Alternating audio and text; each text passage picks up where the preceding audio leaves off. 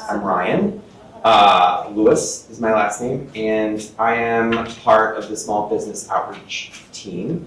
I work as one of the communication sections for the larger BRT project. So we have a construction, public information team, and then we also have someone who does strategy. We're joined today by Grace, who is from Excel, one of our project partners, and so we'll just kind of get into the fun, and whenever Heather comes to do her update, we'll just kind of pop that back in the presentation. So, of course, we're going to run through regular updates. This piece too, has everyone seen the new arch on Franklin? Okay, so what we're doing now is we're moving into this phase where we're now setting up the arches and building out the stations. So you can start to see what the BRT is going to look like. We ended up having a pretty cool, like an arch viewing party. If anybody was here last month, our friends at Greater Denver Transit were here, and they were talking about how excited they were about the BRT and how they're trying to help advocate. One of the ways they're doing it is building out new crawls, retail crawls, bar crawls, restaurant crawls, things like that their group can help buttress revenue here on the street. But one of the things we'd like to do going forward is maybe turn these into business activation. So if your business is at an intersection or near an intersection where you can see, all of the fenced off ones, so right out here in front of here, inviting the project team to come over, to have a viewing party. We're talking about catering, we're talking about staying out in your bar, drinking your alcohol for you.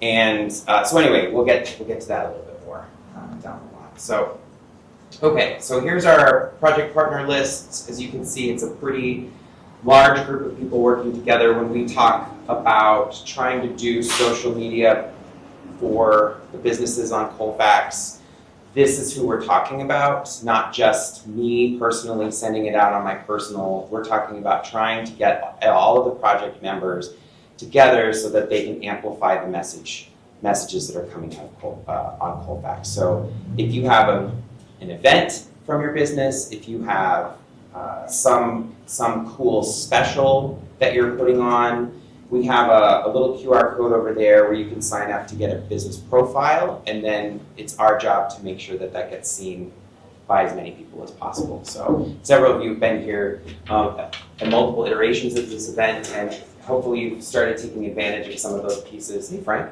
Hello. And we'll talk a little bit more about what's happening with We Back the Facts at the end here.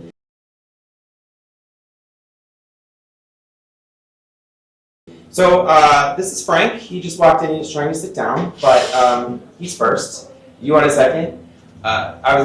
Usually we put you first. Do you have any announcements or updates for the bid? That's what my role is.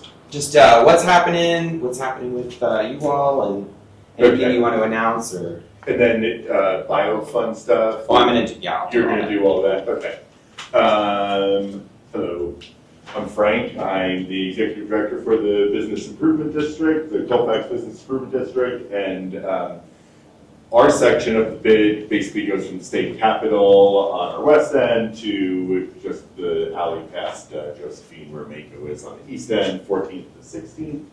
And if you see tears coming down the left side of my face, it's partly because I'm very emotional talking about this, mainly because very light sensitive right now and just struggling.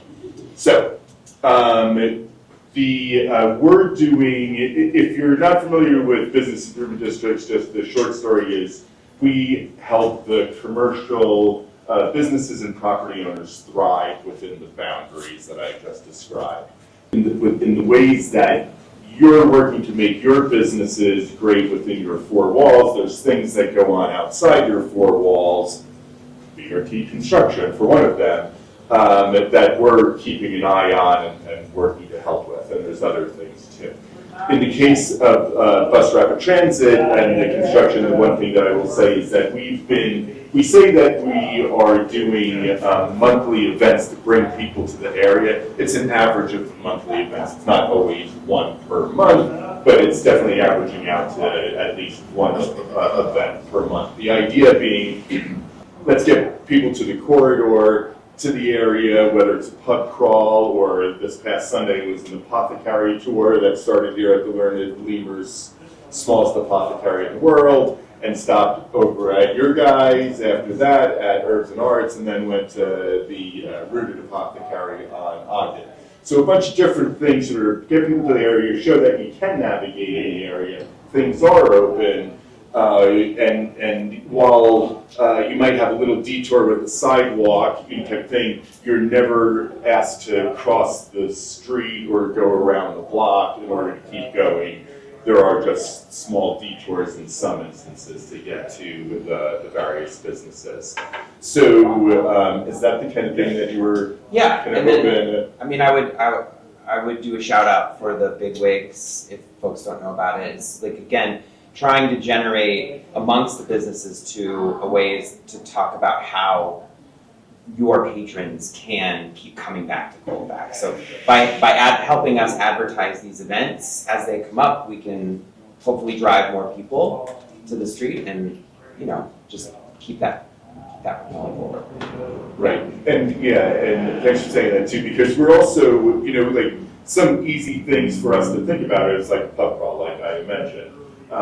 But not all of you are bars, right? And so how do you do it? So the apothecary tour, I don't know exactly where that idea came from, if it was in on talking with you all or how that came about. But, we've Green Door Fitness, like pub crawl and a gym don't necessarily go together, but dispensaries and donuts might. So is there, so we're looking for, kind of like ideas from you too, of like, what might be some different ways that we can bring people, into the area that will help out your business, whether it's a barbershop, nail salon, bar or retail outlet, and those are the various things. So the Big Wigs is a pub crawl that will be coming up. We're doing a cleanup.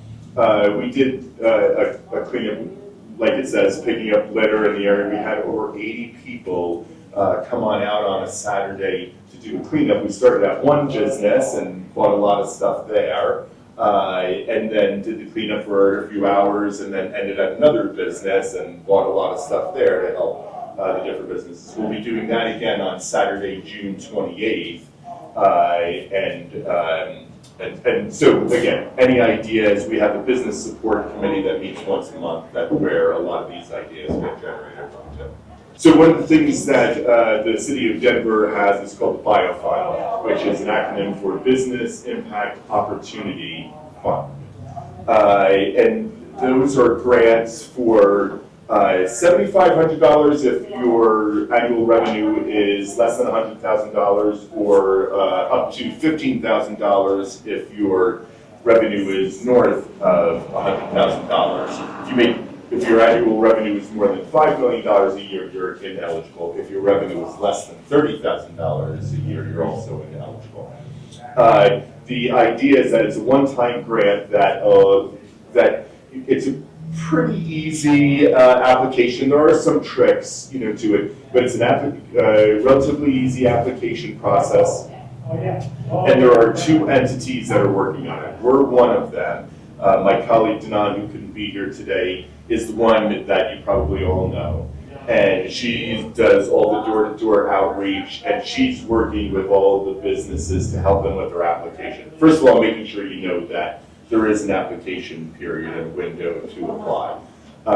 Second, helping you with your application if you need it, making sure you understand the rules and you get it in on time when the deadline is. When the deadline ends, our role is done for that, and then the Fax partnership is who has the contract with the city. They then take all of those applications and they vet the applications. Do you meet all of the various different criteria? Bless you. And do they have all the documents in order to verify and get back in contact with you? And then they package all of that up and they turn it on over to the city. And then I believe the application window is open now. It closes, I think, June 10th or somewhere around there. It is June 10th. And then they all work really hard of going through all the different financial information so that by a month later, so somewhere around July 10th, we have the 4th of July holiday in there, so maybe there's a couple of days of wiggle, but right around July 10th will be when everybody is notified of whether you got the grant or not. You can apply for it many times. If you receive the grant, you will only get it once. And then we're also doing, we held a fundraiser a few weeks ago where we raised a little over $10,000. Those are, the idea with those is that we're going to create our own micro grants. So it's not going to be $15,000, it's really going to be more along the lines of $500 to maybe $1,500 at most to give businesses just like a much easier application process, much quicker turnaround. So it's like, I need to buy, I don't know, dead spiders for my oddities shop or whatever it is a thing, and I'm just a little low on my dead spider budget for this month, and $500, would be helpful, for that. So that's the kind of thing that we're doing. The fundraiser a few weeks ago was one of those. Tonight we have Krabby for Colfax, Sassafras in Jefferson Park. Julia used to have a Sassafras on Colfax, and she was like, well, maybe I can do a fundraiser for you all at her Jefferson Park place, and those proceeds will be going into the micro grant fund too. Yeah, it'd be great. I'm very excited to be there. Yeah.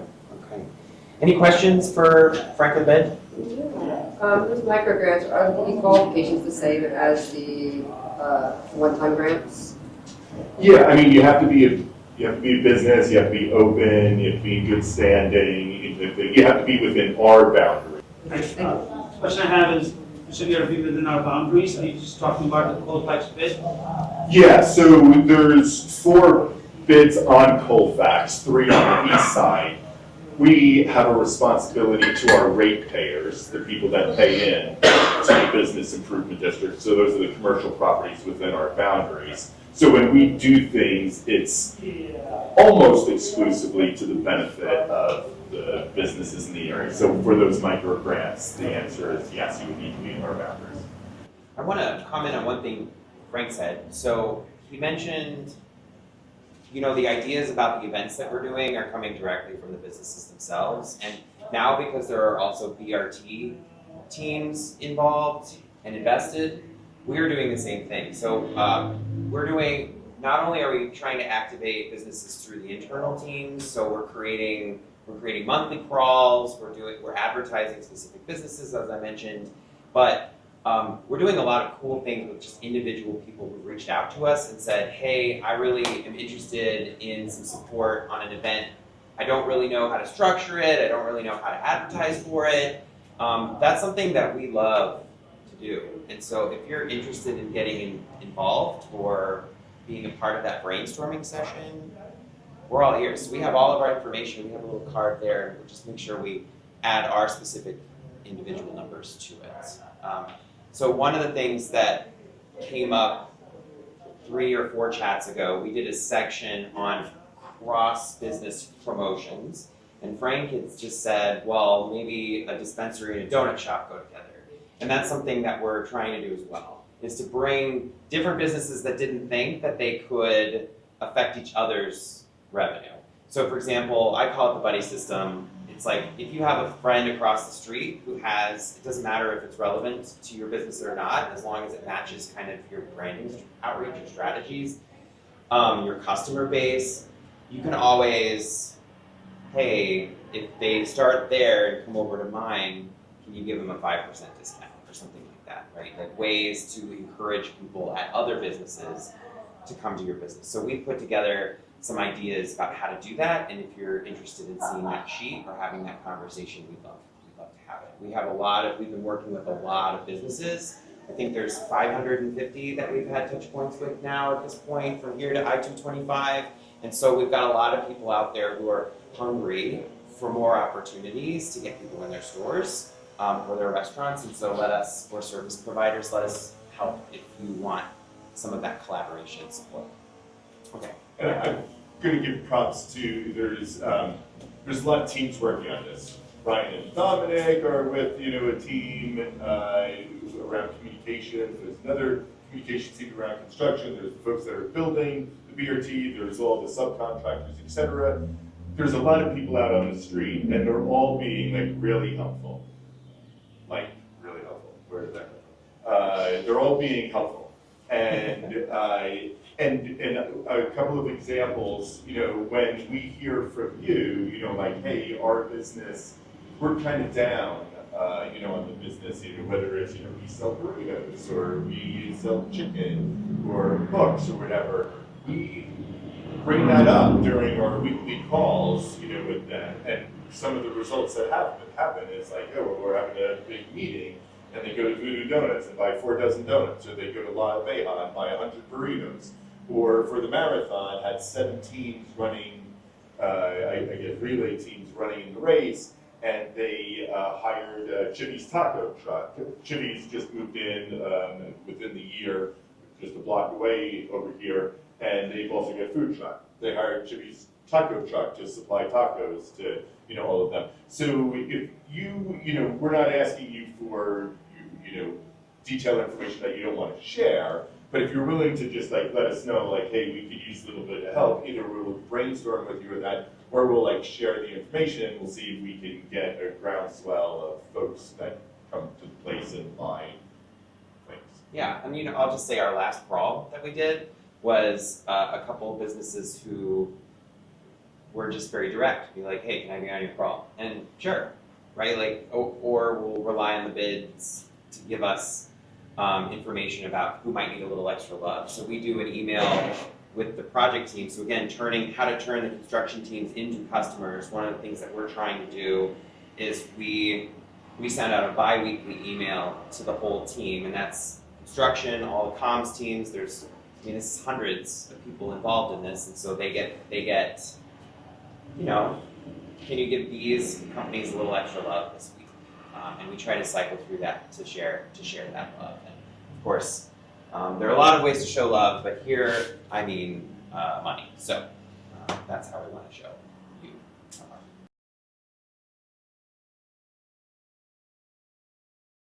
I do want to announce a few dates that we have that are new since the last time many of us have spoken. Round 2, as Frank said, is open until June 10th. And then, yes, the last one, it was almost exactly a month before those distributions started happening, with a couple exceptions, folks who had some paperwork to work out. But the next, we are going to announce a 3rd round of grants in August. The boundaries of that are not yet set. So this current one is to Colorado Boulevard, and now construction is to Cherry. Will be to Cherry. So if there's construction, essentially, if there's construction in front, that's when the time clock starts for your eligibility. And so then it's a 3-month window beyond that for when you are able to compare year-over-year numbers. So a lot of people we talked to are being kind of strategic about this. Maybe they didn't want to apply in the first one, or maybe they didn't just qualify, so they're waiting for the next wave. Similarly, this is just meant to help people plan if this affects you, or if you are new to the construction scene. The next wave opens in August. I don't have specific dates for that, but that's the projection. And Dito announced earlier this week that they are funded fully through 2026. So if you are farther down from where construction is currently, you will be able to, you will know that there will be another 3 rounds of grants available to you in 2026. So that's good news for us.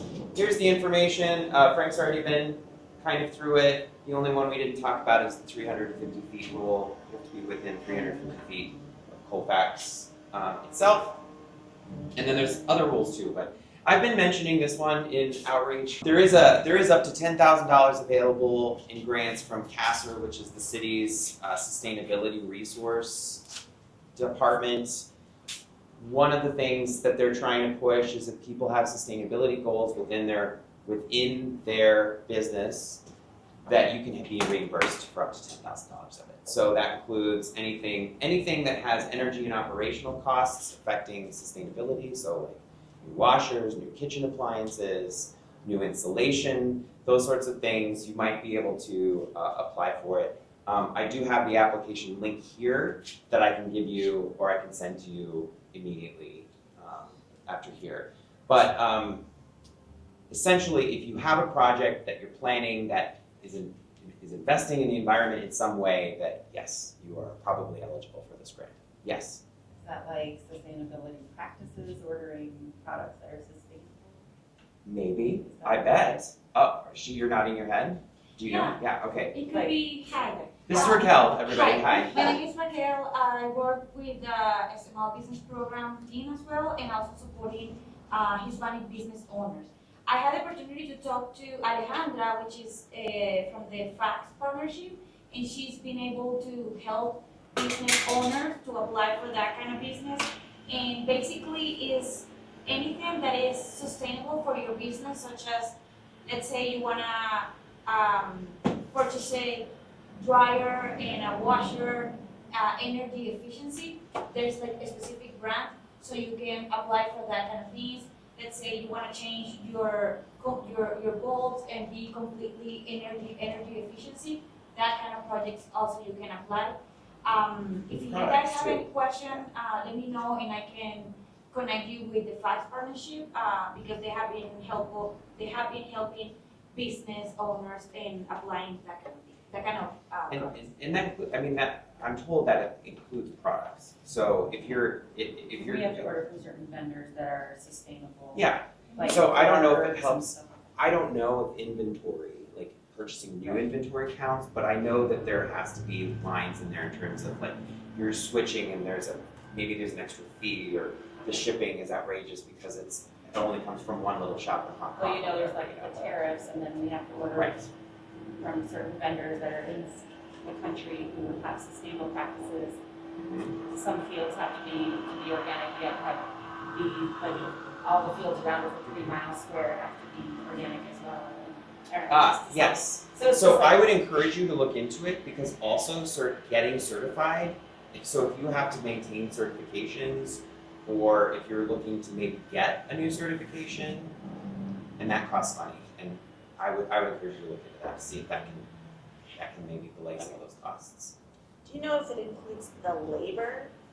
Oh, that's a great question. I don't, but I can get you, That would be great. well, I mean, we're not gonna get the whole thing, No, I know, $10,000, but I mean, that's a anything big would be chunk helpful, of, yeah. Yes, for sure, the light bulbs will be eligible. Yeah. And so, and they have told me that they have a lot, so they're just going until they run out of money, so sooner the better. Okay. Yeah. I don't have a lot of answers, I don't work for Casser, but I definitely know the email for the people who do. I was just gonna add that I work with Castor quite a bit, and I think that I haven't looked at the city grant before, but for the most part, as some of you may have seen as residents of Denver, like the various rebates and financial incentives that Castor is able to provide, it's pretty broad, so I think it's definitely worth a shot. They're willing to, I think, listen, for sure.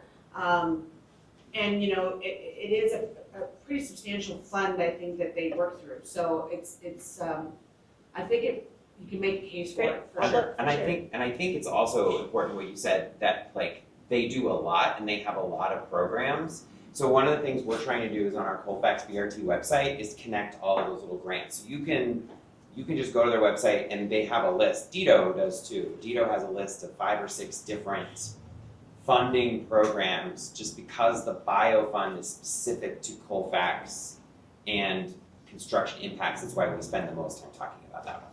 But you know, we're trying to link to things, and if you have, like we were talking a little bit earlier, like if you have specific things, we can help you look for grants. I know you probably as a nonprofit, you have a hunt, and like you're always on the hunt. So like, but maybe some collaboration there could create some good results for you. Okay, yeah. Yeah, just put us to work. We're happy to help in whatever way we can.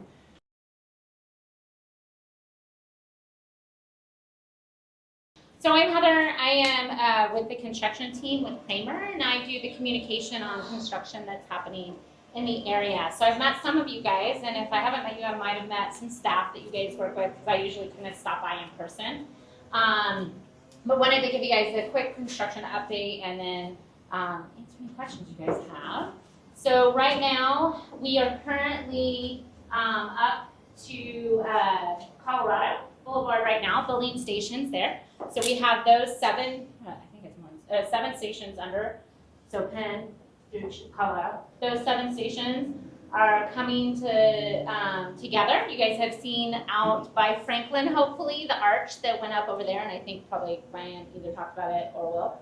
And so we're hoping by the end of next week, it looks like we're gonna kind of finish foundation pours that you guys can see the concrete slabs for all of those stations by then. We are gonna move up to the Cherry Station next, and that is gonna be next week. And so that area is gonna look a little bit different than kind of down on this west side of Colfax, because they have like a wider street.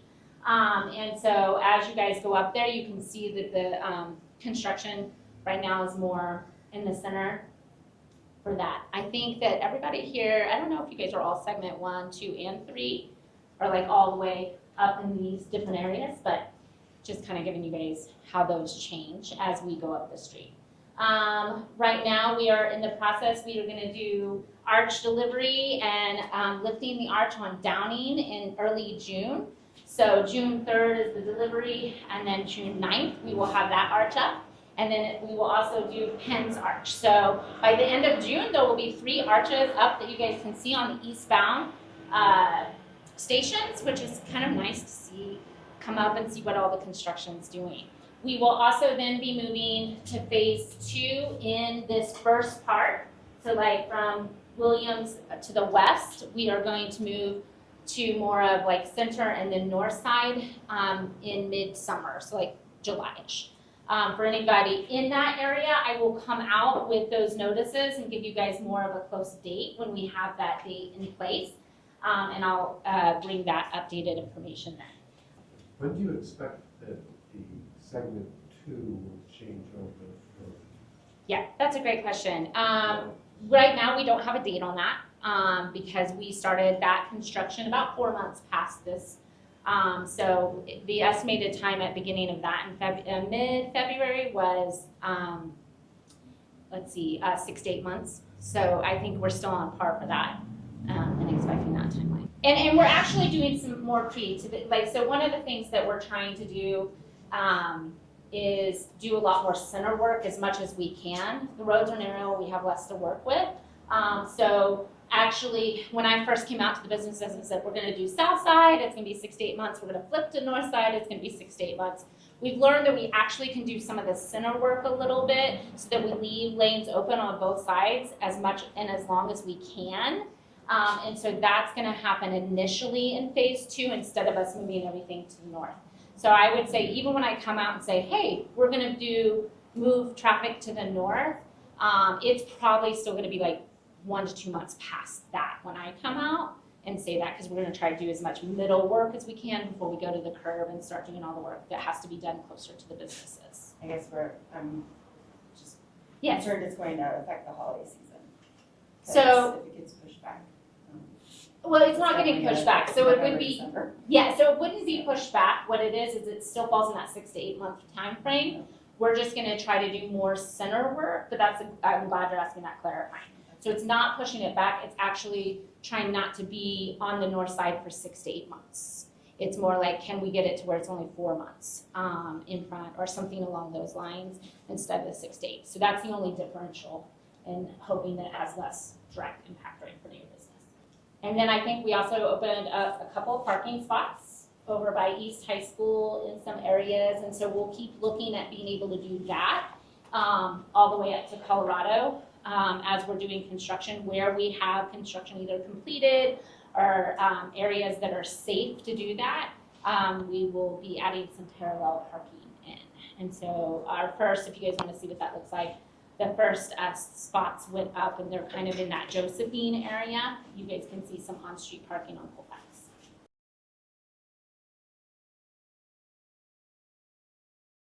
So I previewed this at the beginning.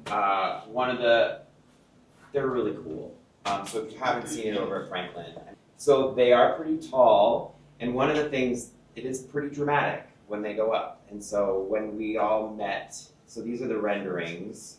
Do you want to talk about the configuration or anything before I talk about the activation? I think this is sometimes a lot of questions that I get when I'm out in the community is like, what is this gonna look like at the end where I have a bus station in front?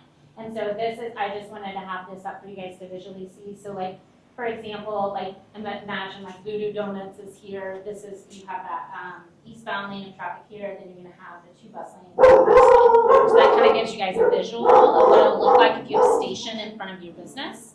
And so it's like, we're doing station work right now. That's our eastbound station. So that's the one that would look exactly like this in that area.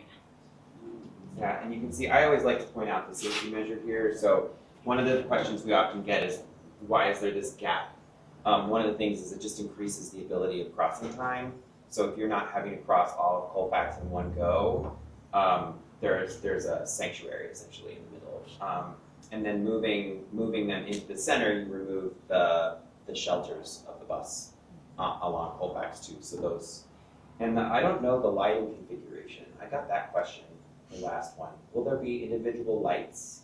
There will be. I need to educate myself a little more. I don't remember what the lighting will look like exactly. I know it's lit and pointing down onto the platform. Yeah, one of the questions we got when we were farther down on East, like near Aurora, we get a lot of safety questions. And so I like to highlight a lot of the design elements that are here for enhancing some of those safety measures. So getting rid of the congregating sections, but then also lighting and having that more safer, it ends up being more safe in the middle. Question? Yeah, question. Sorry, Heather, I'm gonna sound like broken record. That's okay. The Yeah. drawing that you have here shows sanctuary. I used the wrong word. For the various different stations. Mhm. Has it gotten to putting those in now so that pedestrians have an idea of safer places to go make it from north to south? So pedestrians are still gonna be at those crosswalks. So like in your area, this will be your Fillmore, at that light, that's what that would look like. And then the other one that's up there by Tattered Cupboard is the other crosswalk that they will have. And so those crosswalks are still currently in place that people can cross at those. All throughout the construction phases, we have to leave at least 3 crosswalks open. And so if there's like ever, you know how there's like 1, 2, 3, 4, 3 have to remain open. So that people can continue to cross safely at all those crosswalks. And we try to put signage up too that says like crosswalk here, walk this way, pedestrian walkway, so that people know where to cross. Like the high schoolers being able to cross preferably there at the Tattered Cupboard crosswalk. Can't remember off the top of my head what name that is, but yes. Yeah. Can I add something? Yes. So, This is John Stewart, he's with the project team. the reason we can't really use those is because the traffic is in kind of a different location than where it'll be at the end of the project. But if you've walked Colfax very much, you've already noticed that it's significantly easier to cross Colfax now than it was when there were 4 lanes moving 40 miles an hour down the roadway. So it kind of gives you a hint of what it's going to look like.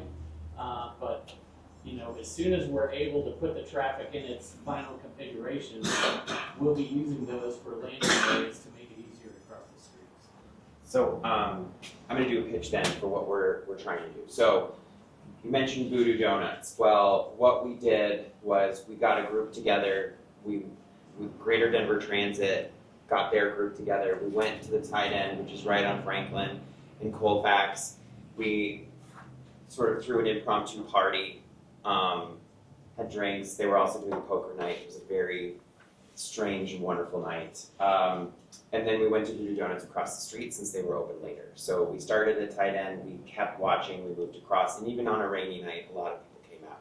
I wanted to tell you that this is what we're now trying to do in order to activate the community to come to businesses for one big event. So what we're gonna do is, we hope, if we can get a business at every, you know, you saw this up here, at every station, finding a sponsoring business, catering some food, so there's 2 businesses supported, send out invitations to the whole project team, to all of the neighborhood associations, and all of our business connections that we've gathered over the course of our outreach so far, and just invite everybody to some sort of big block party, usually at the business itself. So we do have a couple dates for the next ones.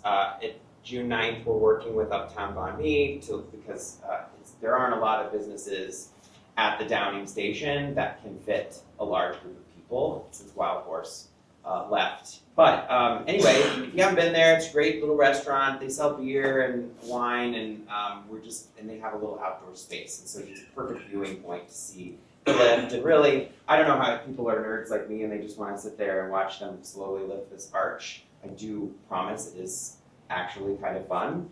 But if you're also just want to go out for a night and see your neighbors and also maybe try to make connections, we set up a table.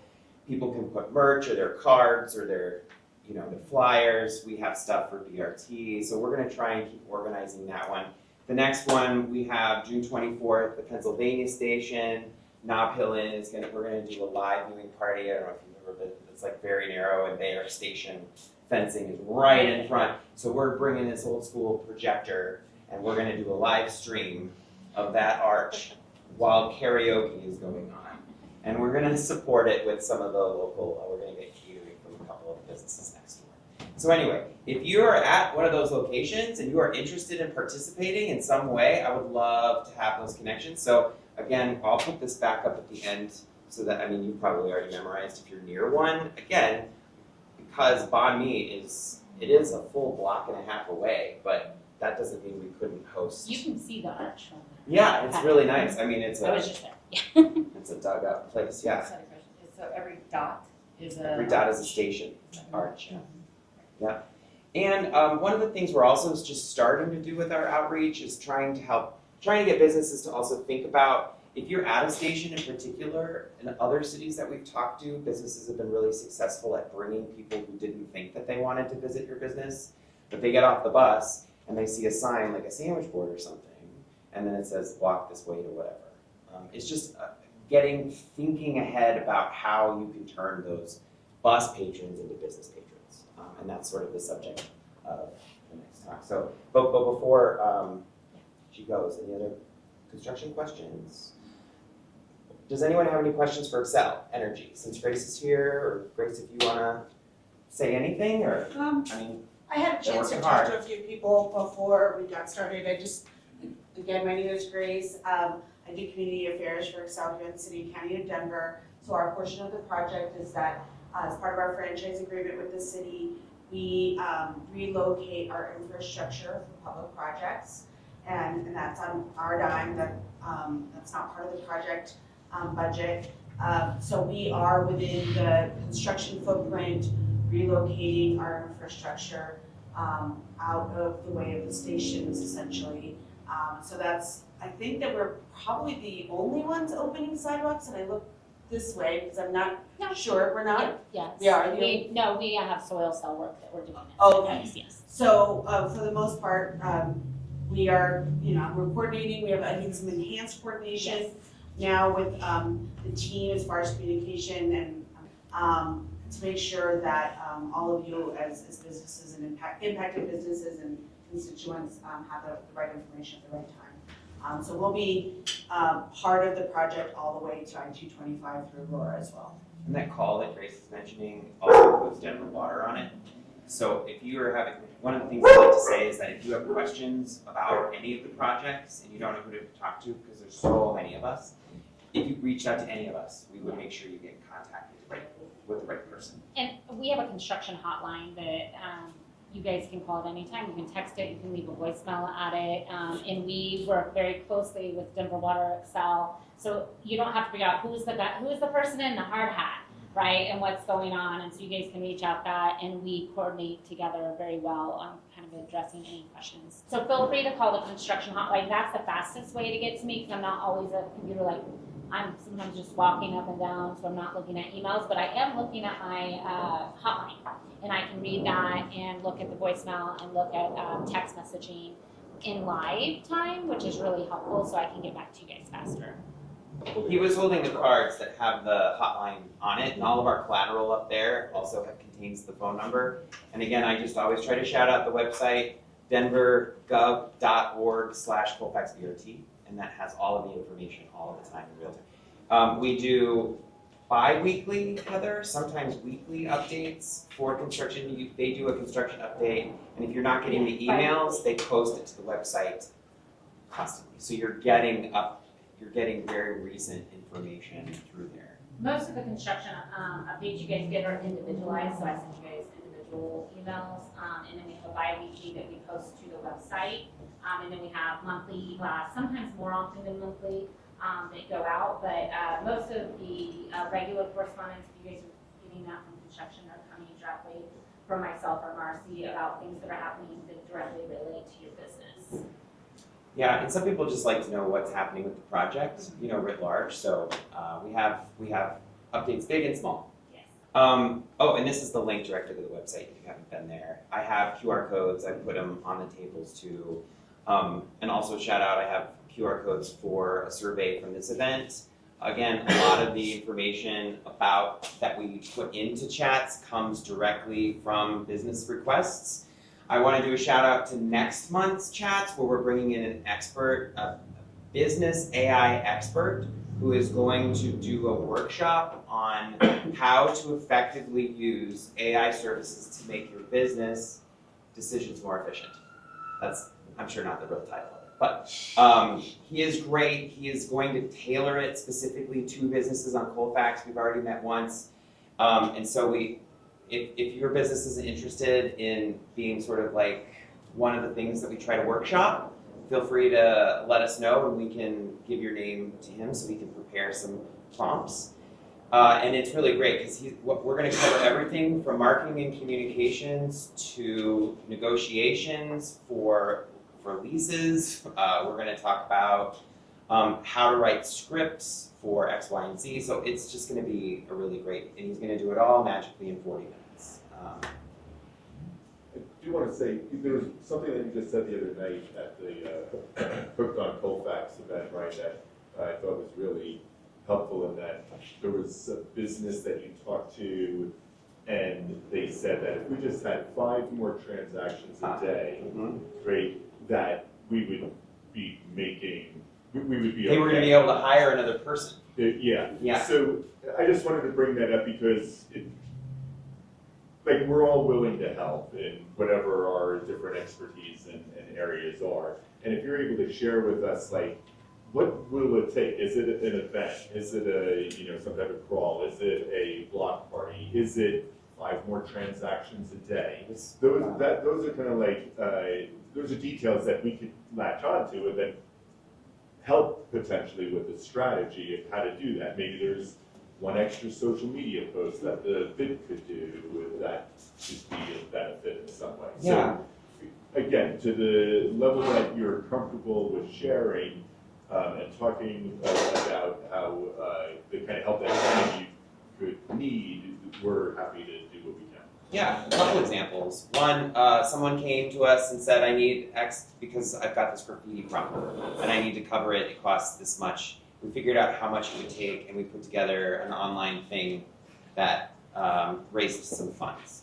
The 5 transactions we are 5 transactions a day away from being able to hire this person, blah, blah, blah. And that would be such a great help to the business. And so we did an audit of their communications, my team, and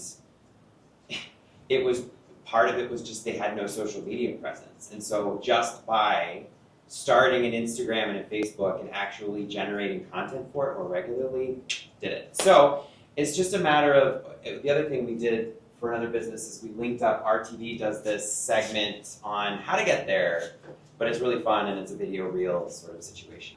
Yes? So if a business is attempting to put together a marketing program that will help to drive revenue into its location, are you saying that you will help in participating in developing that and paying for it? Yeah, so we have some capacity for that, but we've also partnered with about 5 different organizations that provide technical assistance to businesses. So that's the fancy term for just help. from an expert in a particular field. We use that term technical assistance to talk about anything from marketing and communications to accounting support. And so there are a lot of grants out there, and there are a lot of organizations who are willing to do this for you for free. And we have a lot of those resources, one on the website. I have a handy dandy handout over there too, and then also just a lot of experiential knowledge from the team. We can point you in the direction where you need to. So that was a very long answer to a very short question, but yes, Thank you. yeah. So my team has we've done event planning for businesses, we've done marketing and social media support, we've drafted content for newsletters and web. So happy to do that for you. That's an hour of our time to help you. We'd be happy to do that.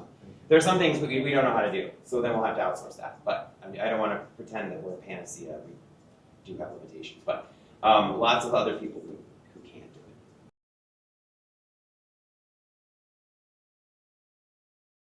it. But I wanted to show you, this is one of the things that we started developing for business because they asked us for it. And last month when Greater Denver Transit came, they talked a lot about how many people take the bus. And we emphasized how the BRT systems in other cities have led to an increase in ridership for the most part. So and sometimes dramatically.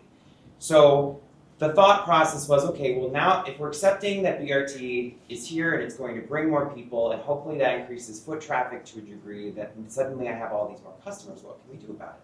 One of the cute things that came out of that discussion was, how do I incorporate bus or bus ridership directly into my business model? And so we're going to take this, we're going to turn it into sort of like a fact sheet of some kind. So if anybody wants to just generate ideas, you can certainly go to ChatGPT, or you can look at this fun thing that came from Real Minds in real time. So bus riders are potential customers. Thinking about how to draw them in, there are very simple things. We know that a discount of even as low as 5% is a motivating force for customers. So offering a tiny discount for someone who brings in and shows a bus ticket and having that available is a viable sign of bringing people in.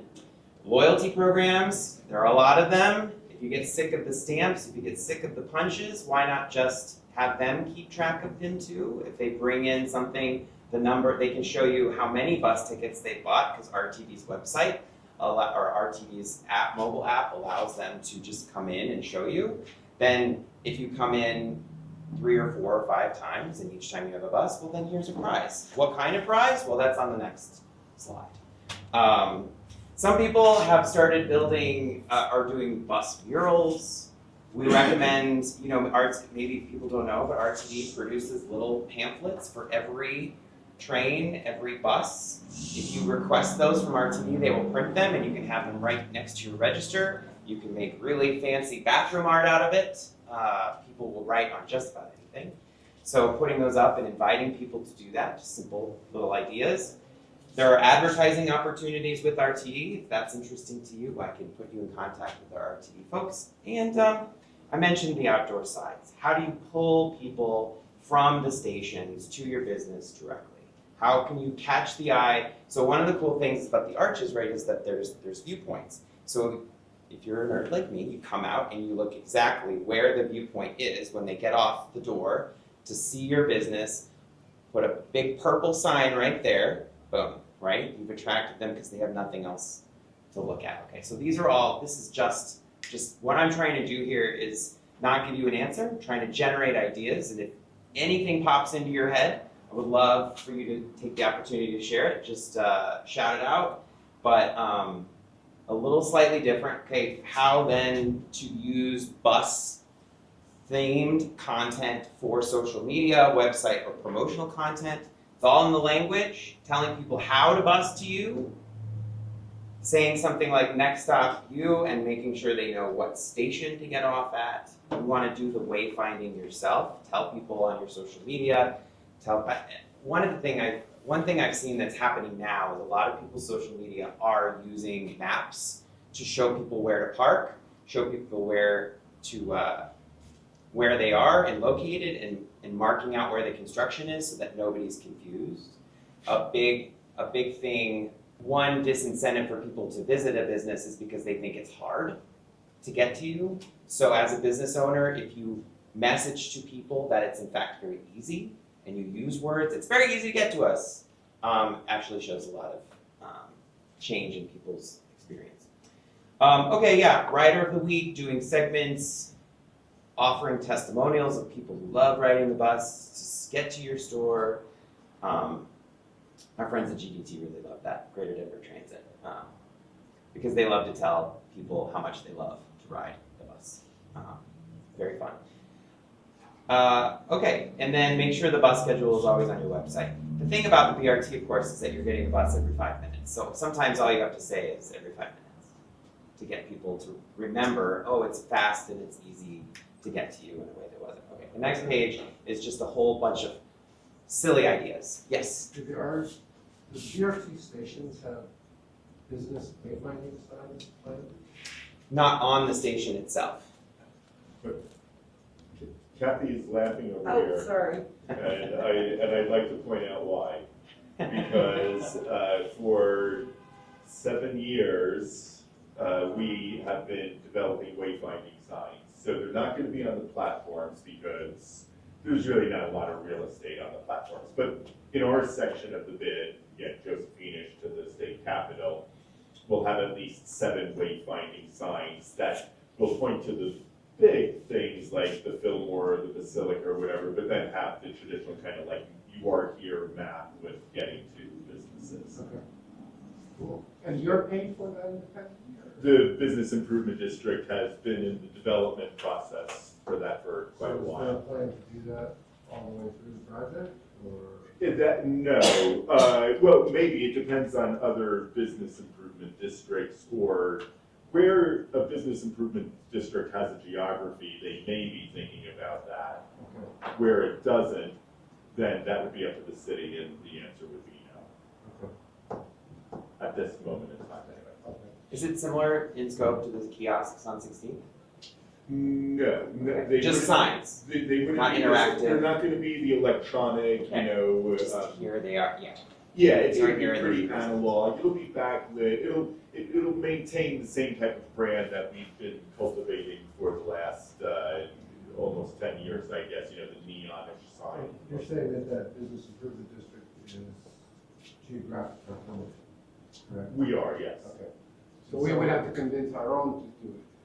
We can also, we can Yeah, name the they're bids. expensive. But we can- It's an expensive proposition, so. Can we bring that up at the next Wednesday, just to But see it? there's creative, good ways to do it that you can, you know, they're still gonna be expensive, but maybe not as much. You know, Ryan, actually, I just remembered, so the kiosks on the 16th Street Mall are Orange Media. And, I don't remember how they do it. and those are free in that, but there's a conversation going on at the city level. They're free because when nobody is using the electronic and touching it, there's ads. And so Orange Media generates ad revenue, you know, from that, so they pay for the entirety of it. There's also a business district there. A business what? There was a business district there for 16th Street Mall. There is, but I was just thinking that there might not need to be a business district for these type, but I can share that information with, I don't think that you're gonna be able to move on something like that because the city is trying to, there's no rules right now for it, and the city is trying to come up with some rules before it really gets expanded. But there could be an opportunity to have free kiosks. Yeah, let's The keep talking city about it. gets a little excited about the graphics and the moving graphics, Yeah, how much that is, and the other thing is, it's not advertising your business unless you're paying them until somebody goes up and touches it to make it move. This So does, there's pros and cons. yeah, yeah. Unless you go static, that's the. Yeah. then you pay for it. And I've got a fact sheet over there too about, so we have been working with the city's regular old signage for your businesses. We've gotten a lot of concerns, complaints about timing and streamlining the request for permits, and so we've got a few answers, and we've got a direct email and phone number now, if that's something that concerns you. I know we weren't talking about that, but that just reminded me. But that's over there as well. This is good. Any other questions about this stuff? Okay. Well, this is my last slide. But I just want to show you that there are a lot of fun and creative ways. Yes. All right, just quick thinking. Are we able as businesses on Colfax to get a discount rate on advertising in, for example, the side of a bus if we wanted to, or the bus stop? I can ask them. Please do. Yeah. Like, Especially if it's like seriously the nice first discount. with seriously nice. I will phrase They it like, added. I'll phrase it like that, yeah. So yeah, we'll bring it up in our next call with RTD, see if they can shoot that up at Blackpool. Because we do, they're one of their project partners, so we're on weekly calls with RTD, just as now. That's the same call Grace was mentioning about Excel and Denver Water. Okay, no more introduction. Just last slide. Here are some fun and frisky ways that you can think about how to incorporate bus into your own personal business model. I mean, some of these, obviously, we were just having a little too much fun. The brie RT sandwich, instead of a BLT bacon, we couldn't decide what R would make that make sense, so we went with relish or rosemary. Brunch rapid transit, I mean, come on.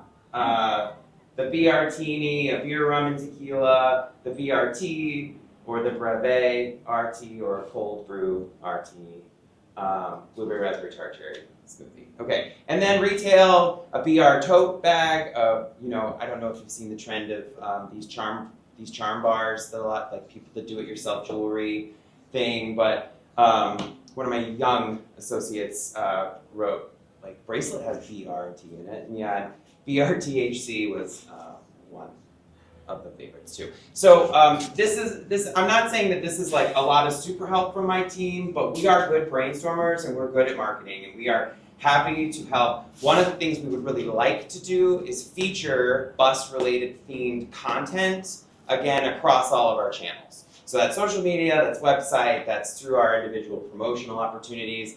So we are asking if a business is interested in having a really silly time with us and they want to create a product or a content or a sandwich or a beer that features the bus somehow in it, we will do all we can to make sure that that gets promoted outside. We are trying to work a little bit more. We've learned that neighborhoods kind of get what's going on, but maybe it's the out-of-towners, the visitors, the suburbs that are struggling with what Colfax is right now, and so we're starting a larger attempt to make sure that that information campaign about Colfax gets out far beyond, up and down the Front Range a little bit more. Are you working with the tourism? That's where I'm going. So we're gonna try and get some Visit Denver folks. Several members of the project team do speak with them on a regular basis. I'm trying to get them to one of these events so that then we can brainstorm together ways to do that. Wayfinding, how to be better about understanding, GPS systems that tell you to go to a place that is now closed. So helping, because I think all of those structural impediments really do affect businesses. So how do we how can we make that a little bit easier? And if you can get a tourist lost in front of your business, you're fine. But if they're trying to find you, again, we want to make that easier. Right. I wrote a version of this up at the last chat, but also think about the senses, right? Like last chat I mentioned, it's tough to walk into a movie theater, smell the popcorn, and not buy popcorn. If you're Frank, it's tough to walk into a movie theater, smell popcorn, and not buy popcorn. Right, like, so and aromas are pretty triggering to, I think, most people in memory or whatever. So think about, like, is there an aroma that, do you have popcorn? do you have pizza, the marinara sauce? Is there something that can waft out from your door? Is there music? Basil that you're roasted playing? tomato pizza. Right, is there, other kind of, burnt sage or something that could be, wafting on out there? Having, Take Five, jazz be playing, some sights, smells, touches, something that people can, this is a nice sculpture that I don't mind touching because it's all these something that's just people that are walking to the bus stop or walking from the bus stop and going home are walking at 3 miles an hour, and they've got the ability to stop short and go, where is the hops coming from, and follow their nose, to get a beer. So those are, I think, some of the things to be keeping in mind of how to get people to come out of their reverie of the music that they might be playing in their ears and go, what is that? And then stop and go on into your place. I've actually read a little bit about it, and if you're interested in some smells, something else we would love to brainstorm.